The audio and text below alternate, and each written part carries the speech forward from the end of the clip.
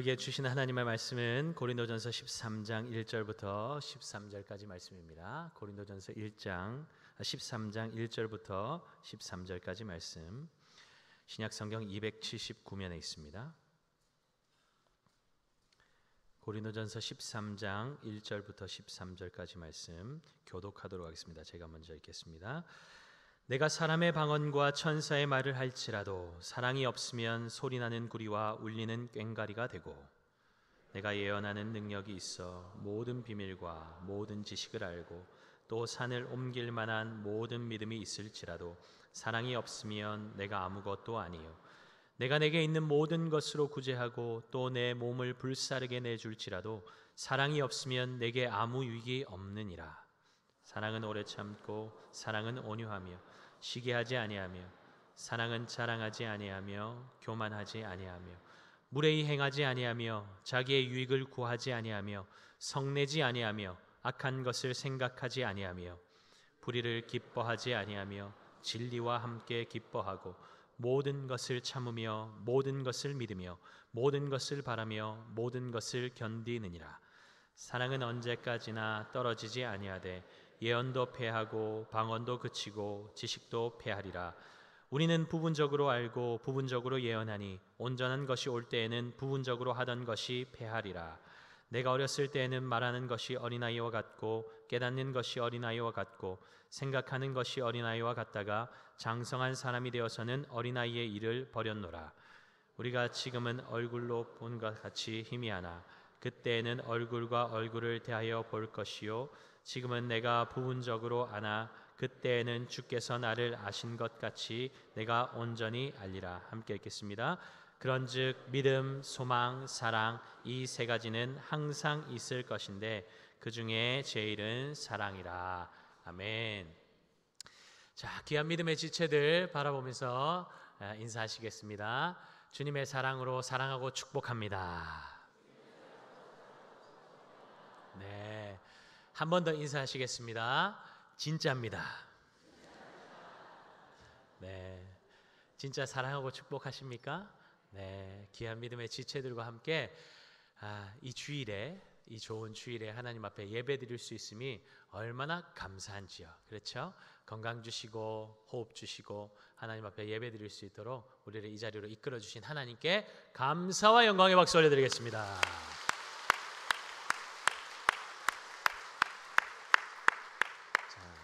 박수 치는 거에 인색한 분이 있는데, 네, 주님 앞에 드리는 박수, 여러분 열심히 칠수록 우리의 건강도 좋아질 줄 알아요. 자, 다른 분에게도 칭찬과 박수가 인색하면 안 됩니다. 그래서 꼭 여러분들 주변에 뭔가 다른 지체들이 뭔가 좋은 일을 했다, 뭔가 잘했다, 칭찬할 것이 있다, 별거 아니더라도 여러분들 박수 쳐주고 격려하고 대단하다고 이렇게 해주면, 어떤 집사님이 제가 신방할 때 항상 저한테 이렇게 해줘요. 누가 있어요. 제가 그냥 요거 한 번 했는데 힘이 나더라고요.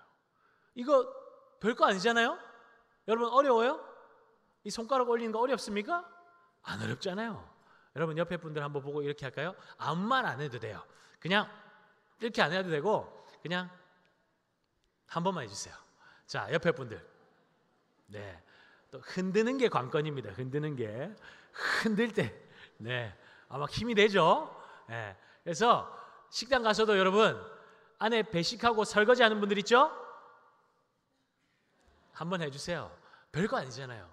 근데 이게 제가 이거 보는데 이거 자주 해야 되겠구나. 제가 그 마음에 그런 생각을 했습니다. 그래서 이게 서로를 얼마나 격려하고 세우는지, 우리의 표정 하나, 몸짓 하나, 손짓 하나 때문에 주변 사람들이 힘을 얻고 격려받고 살아나면 얼마나 하나님이 기뻐하시는 일이에요. 나도 그 사람 섬기고 격려할 때 나도 서는 거예요. 나도 회복되고 나도 치료되고 나도 힘을 얻고 격려받는 겁니다. 그래서 우리 교회가 정말 서로를 향한 사랑을 표현하고 섬기는데 힘을 아끼지 않는 그런 교회 되기를 예수님의 이름으로 축복합니다. 오늘 고린도전서 13장 여러분들 잘 아는 말씀인데, 제가 다른 말씀을 준비하다가 이 말씀을 이번 주에 해야 되겠다. 왠지 끌림을 받아서 이 말씀을 준비하게 되었습니다. 고린도 교회는 세속화의 위기를 경험하고 있던 교회죠. 고린도는 이 항구 도시였고 유동 인구가 아주 많은 도시였습니다. 로마의 인구, 인종, 언어와 문화, 종교가 얼마나 다양하게 있는지 알려면 에베소나 고린도에 가라고 할 정도였습니다. 고린도에는 신전만 해도 26개가 있었습니다. 그리고 뱃사람들은 저마다 자신이 섬기는 신을 항상 지니고 다녔죠. 그러니까 얼마나 많은 신들이 있었고 얼마나 많은 신들에게 우상을 숭배하는 일들이 그 도시에 있었겠습니까? 그런 고린도 문화 속에서 아무도 자신이 섬기는 신이 최고라는 말을 할 수가 없었습니다. 이런 문화 속에서 교회가 복음을 전하는 것은 결코 쉽지 않았겠죠. 당시 고린도에서는 성욕과 식욕을 동일하게 여겼습니다. 부끄러움을 가지기는커녕 마치 배가 고프면 식당에 밥을 먹으러 가듯이 26개의 신전 중 한 곳을 방문해서 여사제들과 성관계를 맺는 것이 이 도시의 만연한 분위기였습니다. 이런 도시의 상황 때문에 코린티아조마이라는 말이 생겨났는데 고린도인과 같다라는 표현입니다. 당시 고린도인과 같다라는 말은 성적으로 밝히는 사람, 부도덕하게 행동하는 사람을 일컬어서 사용하는 아주 수치스러운 말이었습니다. 그만큼 고린도 도시는 세속화된 도시였고 이 도시 안에 있던 고린도 교회 역시 계속 세속화의 영향을 극복해내지 못하고 있었습니다. 죄 많은 도시 속에 있었던 죄 많은 교회, 그것이 바로 고린도 교회의 모습이었습니다.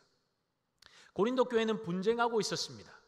아버지의 아내를 취하는 이방인들조차 하지도 않는 음행의 죄가 교회 안에 일어나고 있었습니다. 성도들끼리 어떤 문제 때문에 세상 법정에 송사하는 일들이 일어나고 있었고 여러 가지 성적인 범죄들이 교회 안에서 일어나고 있었습니다. 또한 파당을 지으며 그리스도의 몸을 나누고 깨뜨리는 죄까지 범하고 있었습니다.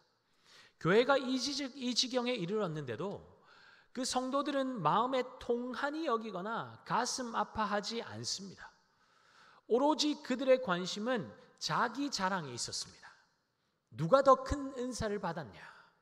누가 더 영적으로 뛰어나냐? 누가 더 성숙한 사람이냐? 우열을 가리고 사람들이 우러러보는 높은 자리에 자신을 세우는 것이 그들의 유일한 관심이었습니다. 고린도 교회에 보내는 편지의 서두에 그들을 향한 사도 바울의 칭찬을 들어보면 고린도 교회는 정말 영적인 은사가 많았던 교회입니다. 모든 언변, 모든 지식에 풍족했고 모든 은사에 부족함이 없던 교회가 고린도 교회였습니다. 세상적으로 보면 완벽에 가까운 정도였습니다. 그들도 이것에 대한 자부심이 얼마나 컸는지 모릅니다. 그런데 그런 그들을 향해서 바울은 뭐라고 말하고 있습니까? 오늘 11절 말씀 함께 보겠습니다. 내가 어렸을 때에는 말하는 것이 어린아이와 같고 깨닫는 것이 어린아이와 같고 생각하는 것이 어린아이와 같다가 장성한 사람이 되어서는 어린아이의 일을 버렸노라. 바울이 왜 어린아이와 장성한 사람을 비교하고 있는 것일까요? 장성한 사람은 어린아이의 말과 생각과 행동을 버리는 것이 정상인데 너희는 아직도 어린아이들처럼 자기 중심적이고 육적인 모습을 자랑하고 있으니 어린아이의 일을 버리지 못하고 있으니 너희는 여전히 어린아이와 같이 미성숙한 자들이라는 것입니다. 바울은 또 다른 대조로 그들의 무지함을 꾸짖고 있죠. 1절입니다. 내가 사람의 방언과 천사의 말을 할지라도 사랑이 없으면 소리나는 구리와 울리는 꽹과리가 되고 너희들은 방언의 은사가 마치 천사의 언어와 같다고 그것을 높이 평가하고 있다고 할지라도 사랑이 빠져 있는 방언은 소리나는 구리와 울리는 꽹과리와 같이 무의미한 소리, 소음에 불과하다라는 것입니다. 이스라엘 사람들은 하나님을 예배할 때 넓은 구리판으로 된 제금을 사용했습니다. 그러나 아무리 훌륭한 악기를 사용한다고 할지라도 하나님과 이웃을 사랑하는 마음이 빠져 있으면 그것은 이교도들이 우상을 숭배할 때 악기를 두들겨 대는 것과 다를 바가 없다는 것입니다. 방언은 하나님과 영으로 대화할 수 있는 특별한 은사입니다. 방언은 기도하는 자신에게는 유익이 될 수 있지만 통역이 되지 않을 때에는 주변 사람에게 아무런 유익이 될 수 없습니다. 그러므로 만일 방언하는 사람이 방언을 자신을 과시하기 위한 목적으로 사용한다거나 내 방언이 당신의 방언보다 우월하다는 식으로 더 소리를 높여서 경쟁하듯이 방언을 사용한다면 그것은 듣는 이들에게는 전혀 유익이 되지 않을 뿐만 아니라 오히려 다른 이의 기도를 방해하는 소음이 될 수밖에 없다는 것입니다. 그래서 바울은 고린도전서 14장에서 가능하면 공적인 예배 자리에서 방언을 삼가해야 한다고 말하고 있는 것입니다. 바울은 둘째로 사랑과 예언을 대조하고 있죠. 2절 말씀입니다. 내가 예언하는 능력이 있어 모든 비밀과 모든 지식을 알고 또 산을 옮길 만한 모든 믿음이 있을지라도 사랑이 없으면 내가 아무것도 아니요.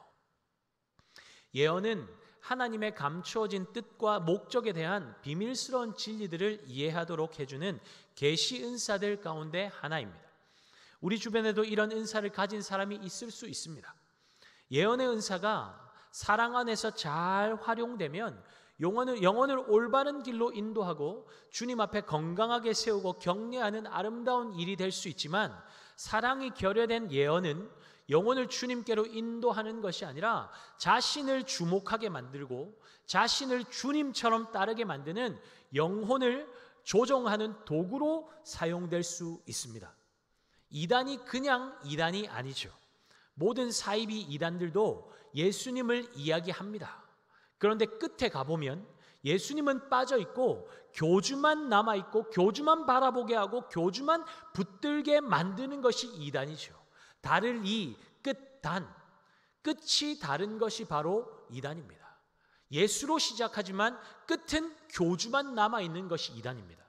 아무리 놀라운 은사를 가지고 먼 미래를 예견하고 하나님의 뜻을 전한다고 할지라도 사랑이 없으면 결국에는 아무것도 아니라는 것입니다. 바울은 셋째로 사랑을 산을 옮길 만한 믿음과 대조하고 있습니다. 3절 말씀 함께 읽겠습니다. 내가 내게 있는 모든 것으로 구제하고 또 내 몸을 불사르게 내줄지라도 사랑이 없으면 내게 아무 유익이 없느니라. 산을 옮길 만한 믿음, 대단한 믿음 아닙니까? 기적 같은 믿음 아닙니까? 불가능한 상황 속에서 주님의 가능을 믿고 견고하게 믿음을 지키다가 기적을 경험한 사람들의 이야기를 우리는 많이 들었습니다. 이런 믿음은 실로 대단한 믿음이죠.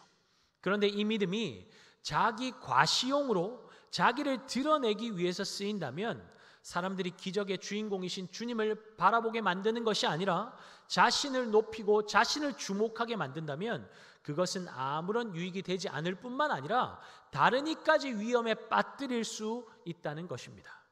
그래서 간증을 할 때는 굉장히 조심해야 합니다. 기도 많이 하고 간증하셔야 합니다.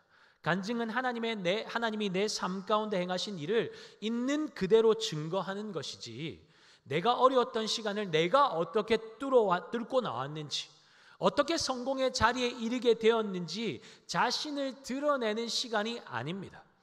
간증을 전문적으로 하는 분들을 보면 시간이 지나고 간증의 횟수가 늘어나면서 처음 간증을 시작했을 때와 굉장히 다를 때가 많습니다. 계속 화려한 옷을 바꿔 입어요. 수식어가 많아지고 그 화려함 속에 주님은 점점 자취를 감추는 듯한 인상을 받을 때가 많이 있습니다. 주님을 향한 사랑이 점점 커져가는 것이 아니라 감사가 점점 커져가는 것이 아니라 나를 향한 사랑이 강해지니까 점점 주님은 사라지고 내가 드러나게 되는 것입니다. 구제도 마찬가지 아닙니까? 헐벗고 소외받고 어려움 당하는 이들을 향한 사랑보다 우리의 이름을 내기 위해서 신문에 사진 한 장 걸기 위한 목적으로 돈 몇 푼으로 연약한 이들을 이용할 때가 얼마나 많습니까? 자신의 선행을 공동체의 선행을 선전하고 드러내기 위해서 연약한 이들은 또다시 희생양이 되기도 합니다. 다른 사람들을 위해서 목숨을 내어주는 경우는 어떻습니까? 아무나 할 수 없는 것이죠. 부모가 자녀들을 위해서라면 목숨도 아끼지 않는 이유가 무엇입니까? 사랑하기 때문입니다. 그런데 사랑 없이도 자기 공명심으로 목숨을 내놓을 수 있다는 것이죠. 그러므로 바울은 사랑이 무엇인지 4절부터 7절까지 정의하고 있는 것입니다. 4절 상반절 한번 보겠습니다.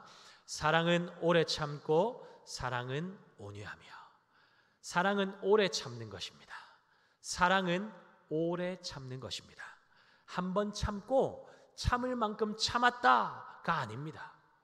아마 이 자리에 결혼 생활을 20년, 30년 이상 하신 분들이 계실 텐데 그분들 중에 결혼 생활이 나는 너무 행복하고 시간이 갈수록 점점 더 깨가 쏟아집니다 하는 분 계시겠죠? 네, 웃으십니까? 아내가 잔소리도 많이 하고 세월이 가면서 몸도 더 건장해지고 말투도 터프해지고 점점 남성적으로 변하니까 나는 무서워서 참고 삽니다. 그런 분은 없으시겠죠? 그것 때문에 같이 사는 것은 아닐 것입니다. 여성분들은 남편이 내가 몸이 아파도 아픈지 물어보지도 않고 생일상 한번 차려주기는커녕 생전 밥 한번 제대로 혼자 차려 먹는 법이 없고 설거지 한번 해주는 건 꿈에도 꾸어본 적이 없고 자상함과는 담쌓고 사시는 분인데 예전에는 그 인간이 그렇게 밉더니 이제는 보면 마음이 짠해지고 불쌍히 여기는 마음으로 같이 살고 있는 것 아닙니까? 옛날에는 지질이 말 안 듣고 자기 마음대로 하더니만 이제 당신도 한번 당해보세요 하면서 보복하기 위해서 함께 사는 분들은 이 자리에 한 분도 계시지 않을 것입니다. 오래 참는다는 것은 포기하고 받아들이는 것입니다. 있는 그대로 받아들이는 거예요. 보복하고 갚아줄 힘이 없어서가 아니라 힘이 있지만 상대방의 있는 모습 그대로를 인정하고 받아들여주는 것이 오래 참음입니다. 내가 얼마나 참은 줄 알아? 이런 말 자주 하는 분들 있으시죠? 그런 분들은 대부분 잘 못 참는 사람들입니다. 진짜 인내하고 참아주는 사람은 그런 말 잘 하지 않아요. 잘 못 참는 사람이니까 내 기준으로 내 생각에 많이 참았다고 생각하니까 한두 번 참고 많이 참았자고 드러내는 것입니다. 그러나 오래 참는 사람은 그저 인내만 하는 것이 아니라 오래 참는 것만 하는 것이 아니라 온유하기까지 합니다. 온유는 밝고 친절함을 의미합니다. 예수님께서 공생의 사역을 하실 때 베드로가 이런 질문을 하죠. 형제가 내게 죄를 범하면 몇 번이나 용서해 주어야 합니까? 7번이면 되겠습니까? 베드로의 기준에는 이 7번이 대단하게 많이 참은 횟수겠죠. 그런데 주님의 대답은 무엇이었습니까? 7번뿐 아니라 70번씩 7번이라도 용서하라는 것입니다. 횟수를 이야기하는 것이 아니라 끊임없이 용서해 주라는 것입니다. 이것이 우리를 향한 주님의 오래 참음 아니었습니까? 주님은 끊임없이 죄 지으며 주님을 배반하고 떠나가는 우리를 사랑하시되 끝까지 사랑하셨고 싫다고 내치지 않으시고 그 온유한 품에 친절한 팔에 우리를 늘 안아주시는 분이 우리 주님이신 줄 믿습니다. 그 주님의 품에 안겨서 사랑과 용납을 경험했다면 우리도 부족하지만 흉내는 내볼 수 있지 않겠습니까? 4절 하반절부터 6절 상반절까지 계속 볼까요? 함께 보겠습니다. 사랑은 시기하지 아니하며 사랑은 자랑하지 아니하며 교만하지 아니하며 무례히 행하지 아니하며 자기의 유익을 구하지 아니하며 성내지 아니하며 악한 것을 생각하지 아니하며 불의를 기뻐하지 아니하며.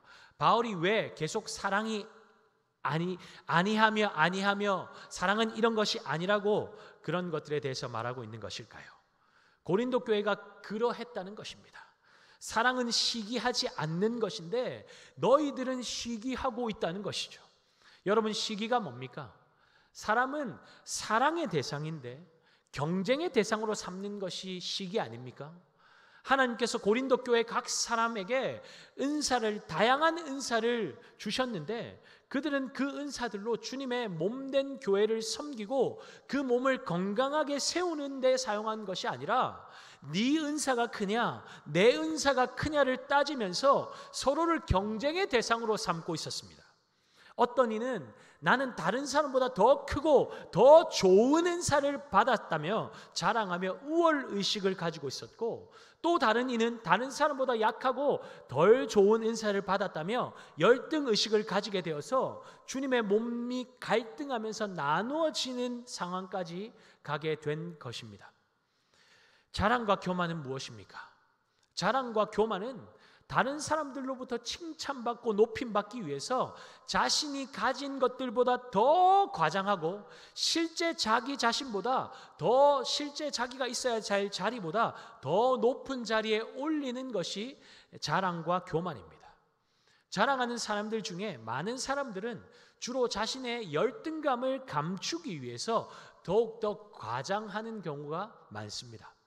또는 자신의 우월함을 드러내기 위해서 다른 누군가와 비교하면서 지체를 자신을 돋보이기 위한 도구로 삼는 것이죠. 교만하게 자신을 높은 자리에 올려놓고 다른 이들 위에서 군림하려 하는데 어떻게 사랑이 가능하겠습니까? 불가능한 것이죠. 그러니 무례할 수밖에 없는 것입니다. 내가 더 높은 자리에 있다고 생각하니 상대방을 사랑할 대상이 아니고 경쟁의 대상으로 삼고 나보다 열등하다고 생각하니 무례하게 대하는 것입니다. 상대방을 사랑의 대상이 아니라 경쟁의 대상으로 삼고 밟고 올라서야 하니 존중이 여기지 않는 것이죠. 상대방을 나보다 열등한 존재로 생각하니 예의가 어디 있겠습니까? 이런 사람은 다른 사람이 칭찬받는 것도 견디지 못합니다.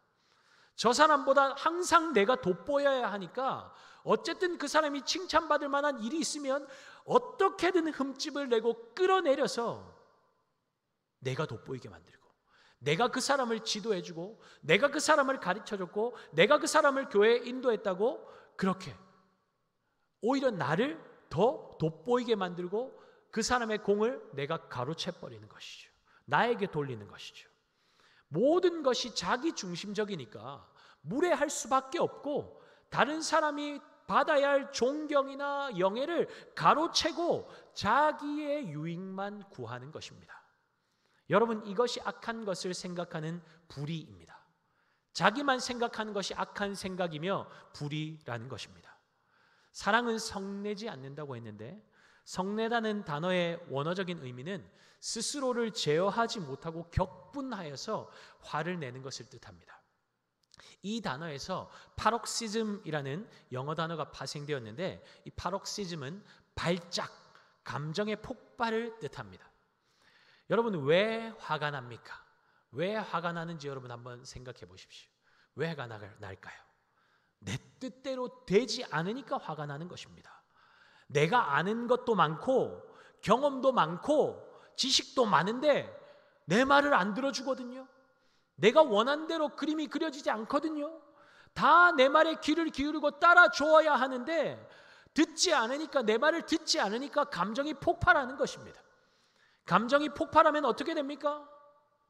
폭발하면 그 파편이 곳곳으로 흩어지고 튀게 되잖아요. 할 말 안 할 말 분별 못하고 막 쏟아내는 것입니다. 왜요? 내 의견이 받아들여지지 않으니까 마치 나의 인격이 모독당한 것 같고 거절당한 것 같거든요. 그러니까 감정을 폭발시켜서 나를 지지하지 않고 대항한 자들에게 마구마구 비수를 찔러 넣는 것입니다. 여러분, 여기서 한 가지만 짚고 넘어가고 싶은 것이 있습니다. 우리가 부서에서 회의를 할 때에, 기관에서 전도에서 회의를 할 때에, 어떤 회의를 할 때든 제발 기도 많이 하고 시작하시기 바랍니다. 회의는 줄이고 기도 시간을 늘려야 돼요. 회의가 길다, 회의를 많이 한다, 그런 교회 치고 잘 되는 교회를 보지를 못했습니다. 회의하다가 이 회의가 길어지고 기도 시간은 없고 회의만 길어지면 회의하다가 회의감에 빠지고 회의하다가 시험에 들고 회의하다가 교회가 깨집니다. 그래서 우리는 당회할 때 통성기도하고 시작합니다. 왜일까요? 우리는 영혼을 살리기 위해서 회의를 하는데 내 영혼이 죽어 있고 내 영혼이 비실거리고 있으면 영혼들을 어떻게 살리겠습니까? 영혼을 어떻게 생명의 자리로 이끌겠습니까? 그럴 수가 없는 것이죠. 기도 많이 하잖아요. 기도 많이 하고 시작하면 10마디 하고 싶다가도 절반으로 줄어들고, 아니요, 한마디도 안 할 수도 있습니다. 내가 드러내고 싶으니까 내 생각, 내 경험을 말하는 것이죠. 찌르는 말이 아니라 기도하고 시작하면, 기도 많이 하고 은혜 받으면 찌르는 말이 아니라 살리는 말을 할 수 있고, 다른 사람을 세워줄 수 있고, 존중하고 격려하고 회복시킬 수 있고, 내 의견을 관철시키려고 화내지 않을 수 있습니다. 또 한 가지 기억할 것은, 말 안 하는 분인데 정말 고민하면서 의견을 냈는데 그 의견이 받아들여지지 않을 수도 있습니다. 그러면 서운할 수 있죠. 그런데 거기서 생각이 더 나가면 안 돼요. 내 의견이 채택되지 않은 것은 나의 의견이 거절당한 것이 아니에요. 나의 인격이 거절당한 것이 아니에요. 나의 의견이 다른 사람의 의견보다 조금 더 좋은 것이, 다른 사람의 의견이 더 좋을 수도 있잖아요.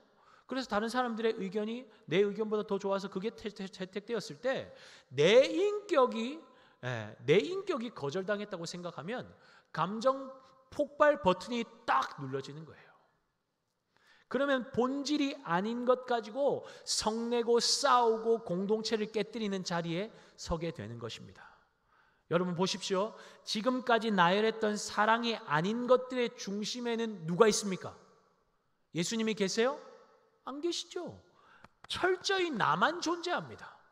잘못된 자기 사랑이 경쟁 의식을 가지게 만들고 자기 유익을 구하게 만들고 다른 이까지 자기 아래에 두고 무례하게 대하게 만드는 것입니다. 주의 몸을 생각하는 것이 아니라 자기만 생각하는 것이 불의입니다. 그게 악한 일을 기뻐하는 것입니다. 그러나 6절 하반절에서 7절에 사랑은 무엇이라고 말하고 있습니까? 함께 말씀 읽겠습니다. 진리와 함께 기뻐하고 모든 것을 바라며 모든 것을 견디느니라. 사랑은 수단과 방법을 가리지 않고 불의를 행함으로 자기의 유익을 구하는 것이 아니라 진리와 함께 기뻐하는 것이라고 말합니다. 진리와 더불어 기뻐하는 것이라고 말합니다. 다른 사람들은 나 때문에 아파하고 신음하고 고통받고 있는데 자기 혼자 신나고 기쁘다면 그것은 사랑이 아니죠. 폭력이죠. 그러나 나 자신을 위해서가 아니라 진리 대신 예수 그리스도를 위해서 나를 희생하고 내어주고 양보하고 내어주는 삶을 살면 주님만 기쁘시게 하는 것이 아니라 나를 포함해서 다른 이들까지도 더불어 기뻐하는 자리로 이끌 수 있습니다. 아멘이십니까? 그래서 사랑은 모든 것을 참는 것입니다. 사랑이 뭐라고요? 모든 것을 참는 것입니다. 여기서 참는다라는 단어는 즉시 되갚지 않는다라는 의미가 있습니다. 자기의 유익만 구하고 성내고 무례하게 구는 사람을 볼 때에 당신도 한번 당해보세요. 얼마나 아프고 힘든지. 그런 나쁜 마음이 생길 수 있습니다. 그런데 사랑은 뭐라고요? 즉시 되갚지 않는 거예요. 참는 거래요. 그 사람의 말과 행동이 얼마나 잘못되었는지 좀 가르쳐 주고 싶고 들춰내고 싶은 마음이 들 수도 있습니다. 근데 사랑은 모든 것을 참는다고 하죠. 이 참는다는 의미에 즉시 되갚지 않는다는 의미도 있지만 더 적극적인 의미가 있습니다. 그것은 무엇이냐면 지붕을 덮는 것처럼 가려준다는 의미입니다. 지붕을 덮는 것처럼 가려준다. 지체의 잘못을 드러내고 갚아주는 것, 다시는 그런 생각조차 하지 못하도록 혼쭐을 내주는 것, 그것은 주님의 방식이 아니고 세상의 방식입니다. 주님은 우리가 지체의 잘못을 지붕으로 덮어주듯이 덮어주고 가려주고 품어주기를 원하십니다. 잘못을 바로 잡아줘야죠 하는 분이 있을지도 모르겠습니다. 사랑하는 여러분, 사랑은 모든 것을 참는 것뿐만 아니라 모든 것을 믿으며 모든 것을 바라며 모든 것을 견디는 것까지 가는 것입니다. 무엇을 믿고 무엇을 바라는 것입니까? 우리 주님을 믿는 것이죠. 우리가 할 일은 정죄와 판단이 아닙니다. 우리가 할 일은 교정이 아닙니다. 우리가 할 일은 덮고 품어주는 사랑인 줄 믿습니다. 베드로전서 4장 8절에 뭐라고 말씀합니까? 우리 함께 읽어볼까요? 무엇보다도 열심히 서로 사랑할지니 사랑은 허다한 죄를 덮느니라. 한 번 더 읽읍시다. 무엇보다도 열심히 서로 사랑할지니 사랑은 허다한 죄를 덮느니라. 아멘. 무엇보다도 열심히 사랑하는 우리 구미강동교회 되기를 예수님의 이름으로 축복합니다. 우리가 우리의 자리에서 우리가 감당해야 할 그 일을 감당하면 그 다음은 누가 하십니까? 그 결과는 누가 책임지십니까? 우리 주님이시죠. 우리 주님께서 그 사람 가운데 역사하시고 그의 잘못된 생각과 잘못된 마음을 바로 잡아주시고 새롭게 하실 줄 믿습니다. 그것이 우리가 믿는 바 아닙니까? 우리 주님은 불가능이 없으신 분이심을 믿고 제발 주님께 맡겨드리는 우리 모두 되기를 예수님의 이름으로 축복합니다. 내가 교정시키는 게 아니에요. 내가 바꿔내는 게 아니에요. 나는 품고 사랑하고 참고 견디는 것을 하는 사람임을 기억하시고 주님께 온전히 맡겨드리는 우리 모두 될 수 있기를 바랍니다. 우리가 사랑으로 행하면 하나님께서 그 지체를, 우리 공동체를 멋지고 아름답게 변화시켜 가시는 것을 경험하게 될 줄 믿습니다. 그런 믿음으로 끝까지 참고 우리 주님 믿고 기대하며 견디면 주님께서 회복시키시고 살리시는 역사가, 강건케 하시는 역사가 우리 공동체에 차고 넘치게 될 줄 믿습니다. 지금까지 살펴보았던 15가지의 사랑의 특성은 사실 예수 그리스도의 성품입니다.